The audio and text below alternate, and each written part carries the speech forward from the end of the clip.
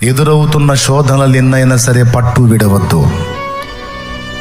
దేవుని కొరకు బ్రతకాలి, దేవునిలో జీవించాలి అని ఆత్మీయంగా బతకాలనుకున్నప్పుడే శరీరాశలు రేగుతాయి.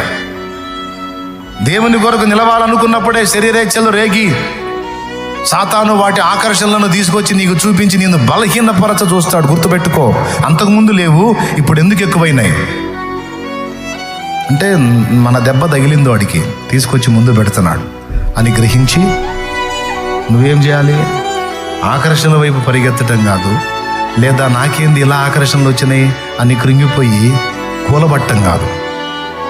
ఒకవేళ దురాలోచనలు, దుష్ట తలంపులు ఏవైనా నీకు కలిగినా, అడుగులు తడబడినా, నువ్వు చేయాల్సింది ఏంటంటే వాటిని చూపించి దేవునికి దూరం అవటం కాదు, కానీ వాటిని దులిపి పరిగెత్తుకుంటూ చేసే కాళ్ళే పెన్నేసుకోవాలి.